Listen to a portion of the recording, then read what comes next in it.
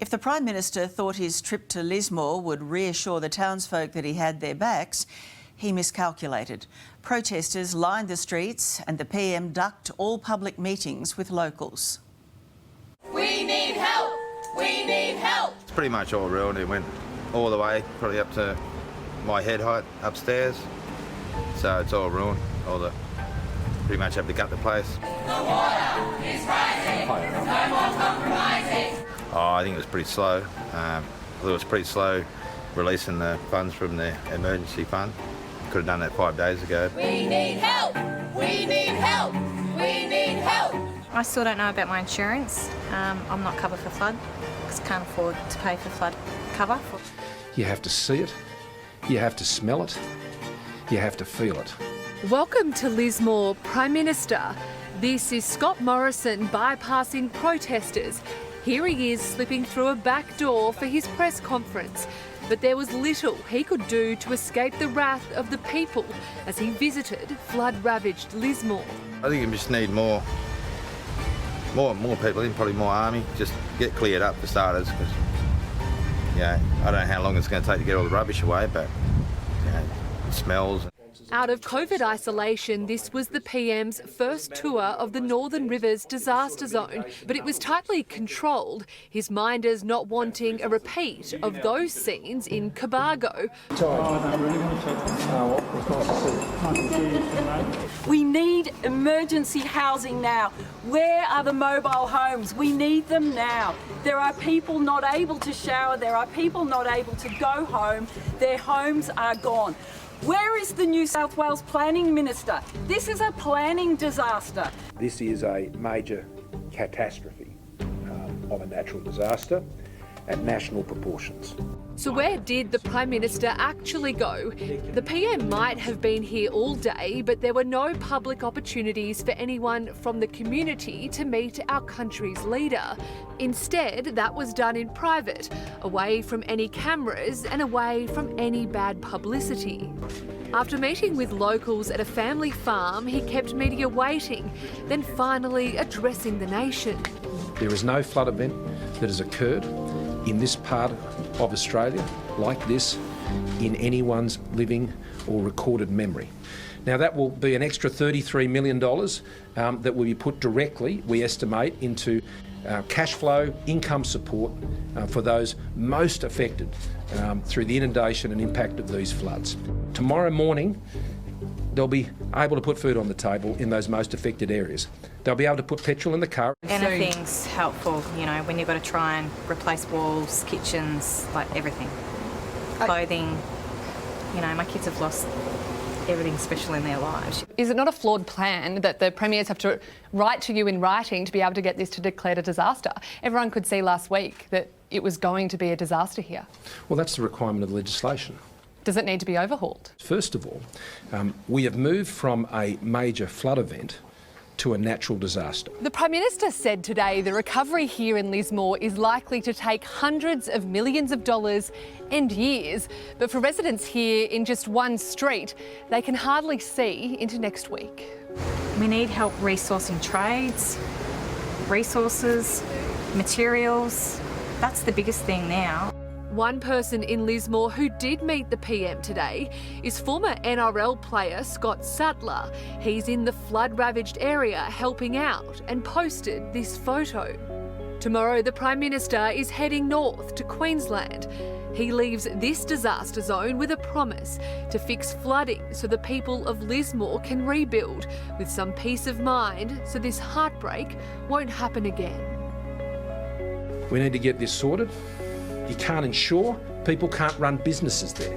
People can't rebuild and restock their dairy farms if they can't insure. And for the insurance companies to be able to insure, then we have to be able to increase the certainty that they have. That's the future I want for Northern Rivers. I don't think they realised the state of what was happening.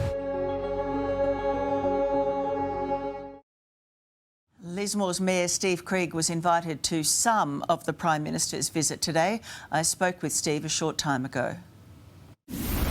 Steve, thanks for your time. The Prime Minister came to visit today. Was that helpful? It'll be helpful for the next 2 weeks for certain people, Tracy. You know, we came with high expectations for the visit, and got to say that we were probably bitterly disappointed would be an understatement. What would you have wanted to hear from him? Assurance, number one. You know, I've talked to a lot of people in the community, business owners, residents. You know, a lot of these people have struggled through COVID lockdowns and different things over the last few years, never claimed a single thing from the government, never wanted to claim anything from the government, and this absolute catastrophe that's wiped out our city, all we want is an assurance that we're going to be okay, that the federal government's going to look after us. What we got was, we'll give you $1,000 for the next 2 weeks, and then we'll see what else we can come up with.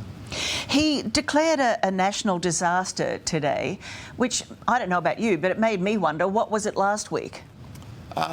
Good question. I'm wondering, you know, that's what we've been living through for the last 10 days, you know, this massive disaster. And to be honest with you, I don't know what the declaration means or what good it does, to be honest with you.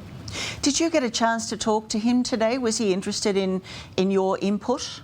Yeah, we were able to have a bit of a chat with him. I had the Mayor from Richmond Valley Council, Robert Mustoe, with me, and our general managers from our council, and another 20 or so public servants hanging on and listening to every word.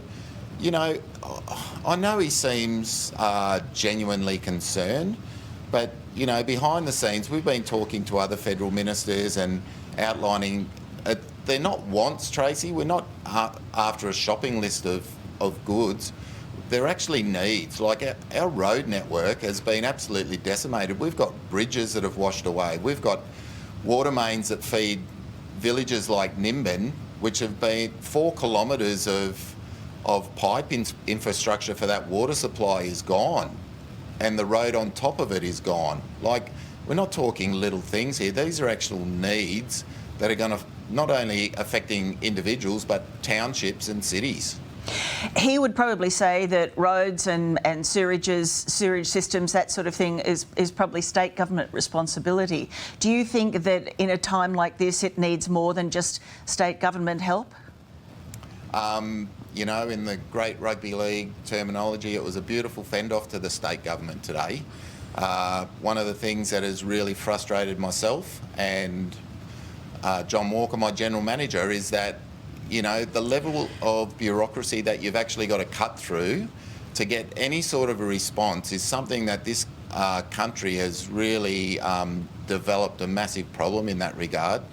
You know, this is a natural disaster. There is no other term for it. You can call it a flood all you like. It's a natural disaster. This city is wiped out. Casino, which is only 25 kilometres away, has never had floodwater in their CBD. You know, there's villages of Coracai and Broadwater and, you know, that you've no doubt seen that have been cut off in a first world country for 9 days and have had airlifted food and rations dropped in. Like, it is a natural disaster and it needs to be a federal response. I'm glad you raised that, because there was a lot of talk today about rebuilding and about looking forward. And yours is a community that in the last couple of days still has been, you know, you've resorted to crowdfunding your own private helicopter fleet to move in, to rescue people from rooftops, to drop supplies, to ferry around private volunteer doctors, where the Defence Force, the Chinooks, were sitting on the ground. Their medical staff were sitting on the ground waiting to be deployed. I mean, were you able to make that point to him today? I'm certainly going to not knock the Defence Force, because they were carrying out airlifts on the Monday that Lismore was underwater. They had every resource that they had available to them they were using. But you're right, and I've made the point before in the past, you know, it's easy to deploy our Defence Force to an overseas disaster than to a domestic disaster, and I don't know why that is. Was there any acknowledgement today privately that the response had been too slow, that they could do better? oh, you can always do better, and I think that was acknowledged in a roundabout sort of a way. The PM took extraordinary steps today to avoid any public meetings with people. What would have greeted him if he had publicly met with people today? The word that I heard more than once today, and more than the word angry, was desperation. People are actually getting desperate, and that really saddens me as the mayor, that the people who elected me to lead them are feeling so desperate. And you know what? As their mayor, I feel absolutely bloody hopeless and helpless to be able to help them at the moment. So was anything that the Prime Minister said today going to be enough to mollify people and to appease people? Short answer, no. You know, we need serious commitment, and whether it comes from the state in the form of Dom Perrottet, or whether Scott Morrison decides that he's made a bit of a mistake here, we've got $500 million of needs in Lismore City Council alone. This is a natural disaster in a grand scale, and we just need a commitment. You know, I hear there's this $5.1 billion emergency relief fund sitting somewhere in Canberra that for some reason no one wants to release. I don't get it, I don't understand, and the people don't understand, and we probably need an explanation. Fair enough too. Thank you for your time, Steve. Thanks, Tracy.